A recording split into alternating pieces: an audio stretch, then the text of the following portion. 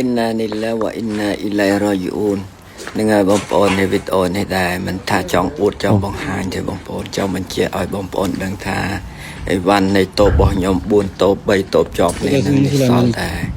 គំនោផេះនិងខ្ជួងហើយនឹងបោះបងប្អូននៅចិត្តខាងអីវ៉ាន់លក់ដូចគ្នាមើលបងប្អូនឡើងលលួយវល់អស់តើឲ្យពួកខ្ញុំសង្ឃឹមអីទៀតរកដំណោះស្រាយមិនតាន់ឃើញបងប្អូនហើយមិនដឹងថាថ្ងៃអនាគតទៅជាយ៉ាងណាទេហើយវត្តរបស់ខ្ញុំច្រើនណាស់បងប្អូនឥឡូវសល់តែកំតិចកំទីអញ្ចេះ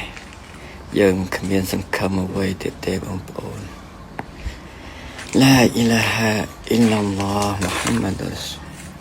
អ៊ីណានី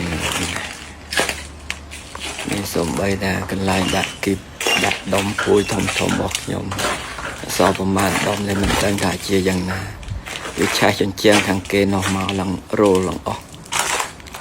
មើលបងប្អូននេះអីវ៉ាន់ដែរយើងដាក់គោជាគីបដុំធំបងប្អូន